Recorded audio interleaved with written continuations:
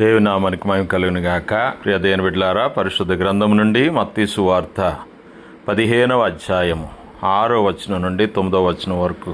మీరు మీ పారంపర్యాచారము నిమిత్తమై దేవుని వాక్యమును నిరర్ధకము చేయుచున్నారు. ఈ ప్రజలు తమ పెదవులతో నన్ను ఘనపరచుదురు గాని వారి హృదయము నాకు దూరముగా ఉన్నది. దేవుడు సర్వశక్తిమంతుడు, సైన్యములకు అధిపతి. నోటి మాటలో ఈ సృష్టి అంతటినీ చేసి మనిషిని మాత్రం తన స్వహస్తాలతో చేశాడంటే మనిషి అంటే దేవునికి ఎంతో ప్రేమ. కోటాను కోట్ల దేవదూతలను కాదని ఈ సృష్టి మీద మనిషికి అధికారం ఇచ్చాడు. ఎంత చేసినా దేవుడు మనిషి నుండి ఏం కోరుకుంటున్నారు? దేవుడు మనిషి నుండి కేవలం ప్రేమను తప్ప ఇంకేమీ ఆశించడం లేదు.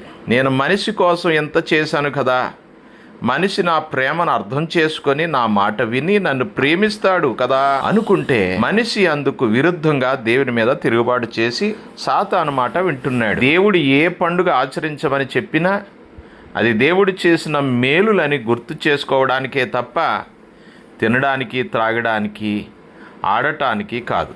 కాలక్రమంలో దేవుణ్ణి, ఆయన చేసిన మేలులను ప్రక్కన పెట్టి ఎంజాయ్ చేయడానికే పండుగలు చేస్తున్నారు. దేవుణ్ణి ప్రేమించి చేయాల్సినవన్నీ పారంపర్యాచారంగా చేస్తున్నారు. అన్యజనులాగా దేవుడు అన్న పదానికే ప్రాధాన్యత ఇస్తున్నారు తప్ప దేవుడు ఉన్నాడా లేదా అని దేవుణ్ణి వెదికే మనసు మనుషులకు లేకుండా పోయింది. అందుకే దేవుడు మన పండుగలని అసహించుకుంటున్నాడు. చర్చికి వెళ్ళడం, బైబిల్ చదవడం, ప్రార్థన చేసుకోవడం ఇదే భక్తి అని అపోహపడుతుంటారు. చర్చికి వెళ్ళినా, బైబిల్ చదివినా, ప్రార్థనలు, ఉపవాస ప్రార్థనలు, ప్రార్థనా కూడికలు వెళ్ళడం, పండుగలు ఆచరించడం ఇవన్నీ మనం దేవునికి దగ్గర అవ్వడానికే ఉద్దేశించబడినవే తప్ప ఆచారాలు కాదు. ఊహ తెలిసినప్పటి నుండి చనిపోయే వరకు చర్చికి వెళుతూనే ఉంటారు, ప్రార్థనలు చేస్తూనే ఉంటారు, దైవ కార్యక్రమాల్లో పాల్గొంటూనే ఉంటారు.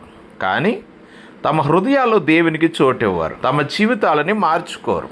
క్రిస్మస్, ఈస్టర్, నూతన సంవత్సర పండుగలు ప్రతి సంవత్సరం క్రమం తప్పకుండా ఎలా ఆచరిస్తామో అలానే ప్రతి వారం చర్చికి వెళ్తాం. మన హృదయాల్లో దేవుడు లేకుండానే దేవునికి సంబంధించిన ప్రతి కార్యము చేస్తాం. అందుకే దేవుడు మన ప్రార్థనలు అంగీకరించాడు.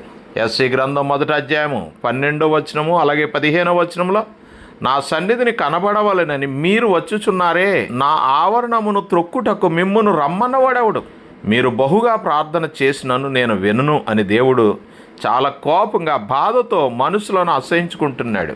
నా ప్రియ సహోదర సహోదరి, దేవుని పట్ల మనం చూపించే భక్తి దేవుడిని సంతోషపెట్టేదిగా కాకుండా, దేవుడిని బాధ పెట్టేదిగా, దేవుడు కోరుకున్న విధంగా కాకుండా మన ఇష్ట ప్రకారంగా ఉండబట్టే మనం చూపించే భయభక్తులని దేవుడు అంగీకరించడం లేదు.